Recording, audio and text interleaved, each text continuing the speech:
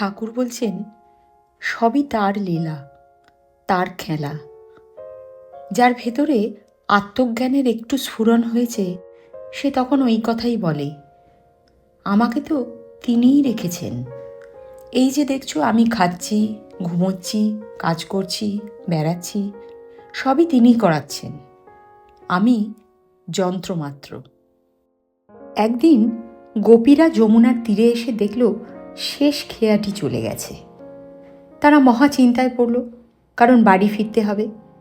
যমুনার তীরে দুধের কলস রেখে তারা চিন্তা করছে। এমন সময় ব্যাসদেব সেখানে এসে উপস্থিত হলেন। তারা বললেন, ঋষি, ভীষণ বিপদ হয়েছে, নৌকা তো ওপারে চলে গেছে, এখন আমরা যাব কি করে? আপনি একটা ব্যবস্থা করতে পারেন?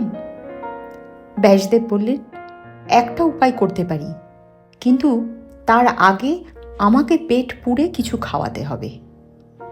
তারা বললেন, বিশেষ তো কিছু নেই, তবে কলসি হাঁড়িতে যদি কিছু অবশিষ্ট থাকে তাহলে চেঁচে পুচে সেটাই দিতে পারি। যা পাওয়া গেল তা খুব একটা মন্দ নয় একজনের পক্ষে। ব্যাসদেব তো পেট পুড়ে খেলেন। সন্তুষ্ট হয়ে যমুনাকে বললেন, যমুনে, আমি যদি কিছু খেয়ে না থাকি তাহলে তুমি দ্বিধাবিভক্ত হও।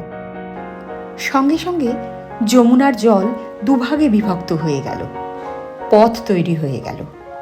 ব্যাসদেব সহ গোপীরা ওপারে চলে গেলেন। ওপারে পৌঁছে গোপীরা প্রশ্ন করছেন, ঋষি, এটা কীরকম হলো?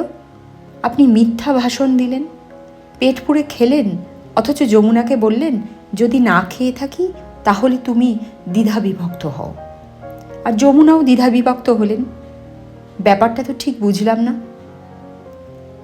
ঋষি তখন বললেন, যমুনাকে দ্বিধাবিভক্ত করেছে আমার ব্রহ্মশক্তি, যার দেহ নেই, যার ক্ষুধা নেই, আর খেয়েছে ব্যাসের খোলটা।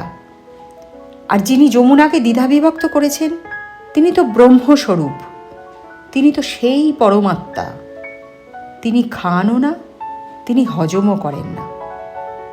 গোপীরা তখন বুঝতে পারলেন। শ্রী শ্রী ঠাকুর আমাদেরও সেই ব্রহ্ম অনুভূতি লাভ করবার কথাই বলে গেছেন।